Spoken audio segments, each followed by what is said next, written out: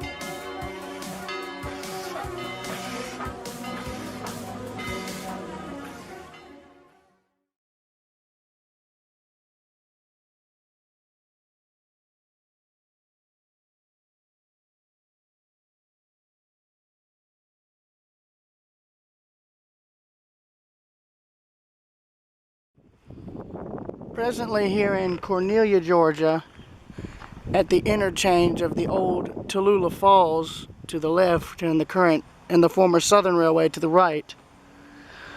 The Tallulah Falls was in operation from the 1890s until about 1961, and in terms of surviving trackage, this is all that's left. I think maybe the first 1 or 2 miles of track.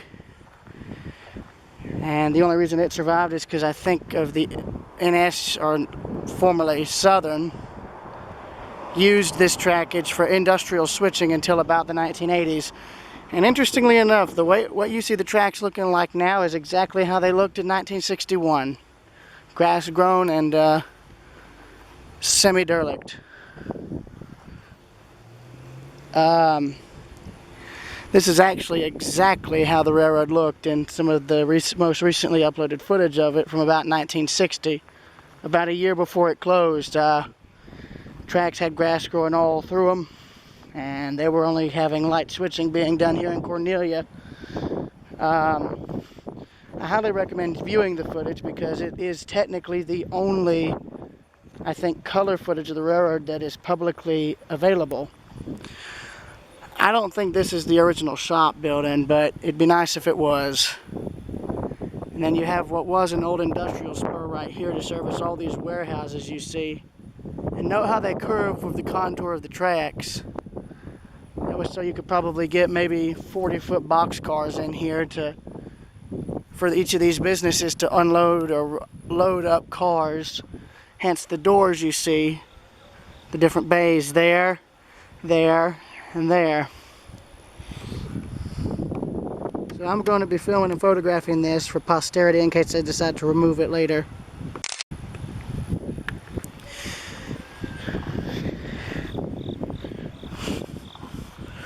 Yeah, this was the terminus of the Tallulah Falls. This was their hub, this was their headquarters location, everything. They just couldn't make it.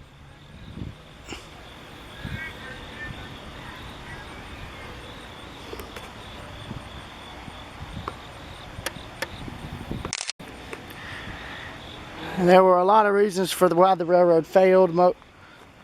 The main one was next to no freight traffic. All that had dried up before it had shut down due to car and truck traffic.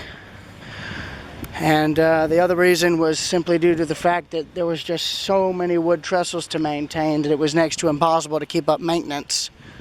So that was one reason, one of many actually, as for why the railroad ultimately closed down. The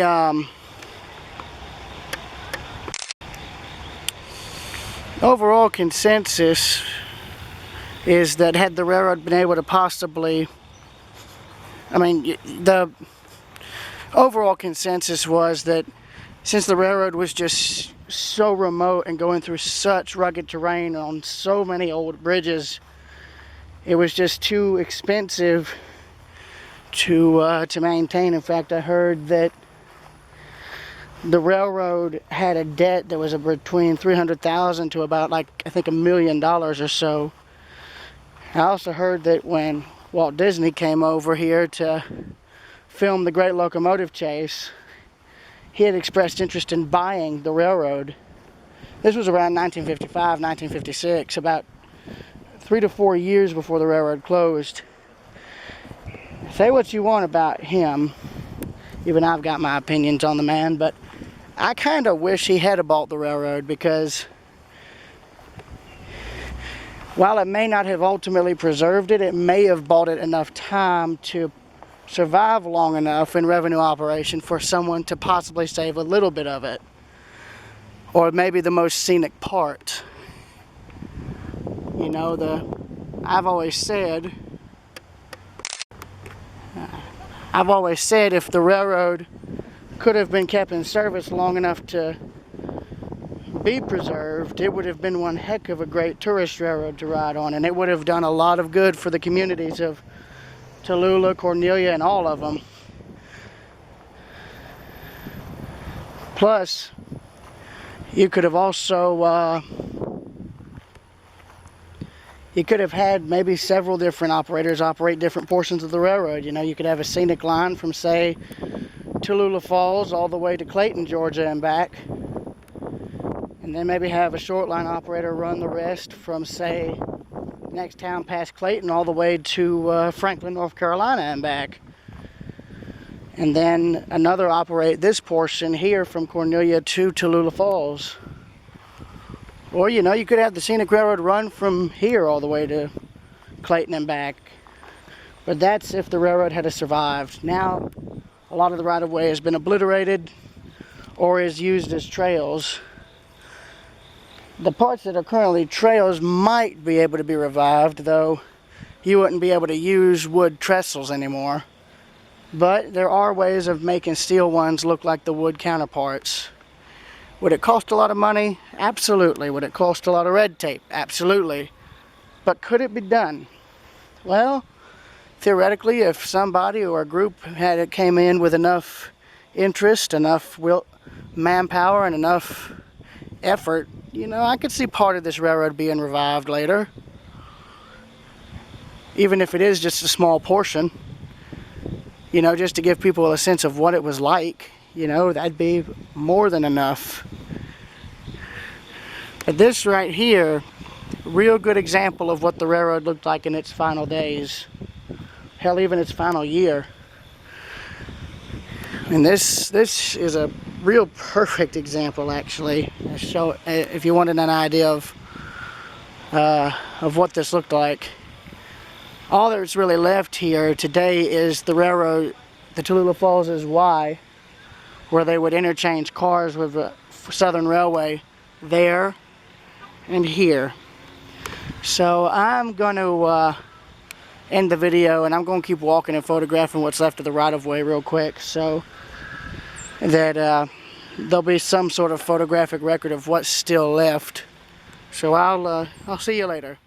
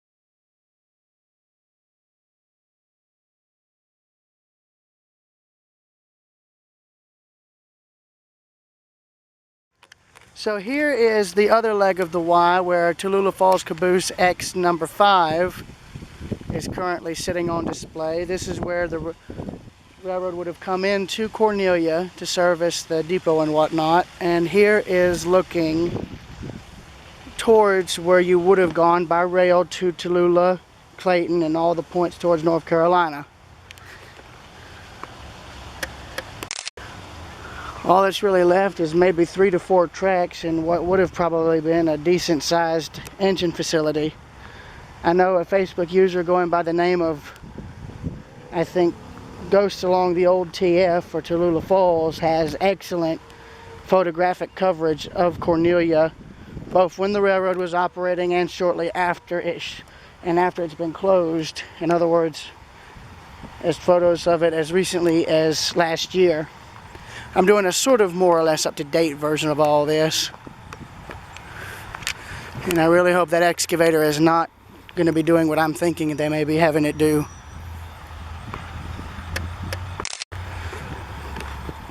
But, yeah, in terms of surviving trackage, this here is literally it. This is all that's left of the old Tallulah Falls main line from Cornelia all the way to Franklin, North Carolina. Railroad was in service from, I think, around 1898 until 1961, as I said earlier. And I think this was where the railroad's old diesel shop used to be. And of course, after it closed, it was torn down, and then this one was put in its place for automobile traffic. I think I remember seeing a, what do you call it?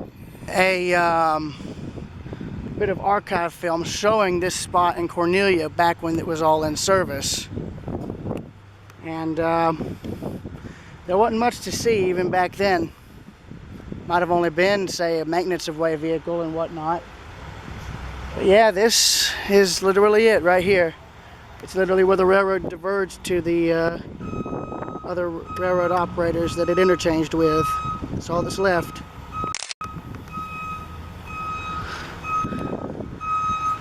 And then the next mile or two is obscured in the tree growth there.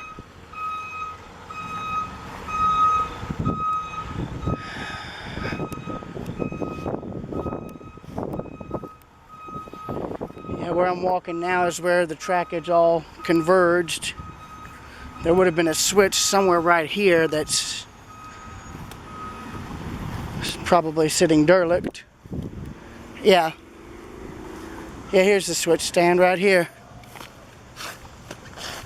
Look at that, look at that. Bethlehem steel. Adjustable. 1964. So this was replaced 3 years after the railroad closed down. So this was when Southern took over this part of the railroad. Shortly thereafter, rather. I'm getting eaten up by ants. Yeah, there's the switch handle. Probably would still work if you cleared it up. I hope some historical society could be formed to restore all this, at least all of this surviving trackage. Because even this would be enough, you know, to tell the story of the railroad in a short ride. But, you know, it is what it is. See you later.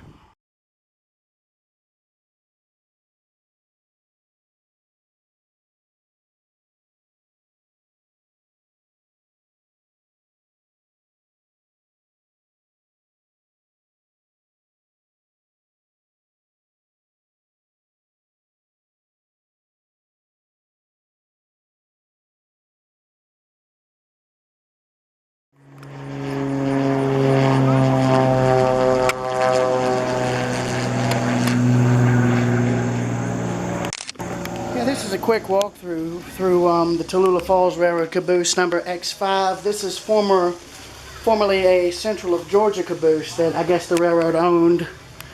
And after a few owners, it finally returned home. This is one of, I think, only 2 Tallulah Falls cabooses still in existence today. I'm just happy this one got preserved. A lot of other equipment from them was not so lucky. So here's to hoping the museum can restore this thing to how it once looked. And yeah, I will see you all later. From Cornelia, Georgia, this is Railroad Preserver 2000 signing out on the old Tallulah Falls.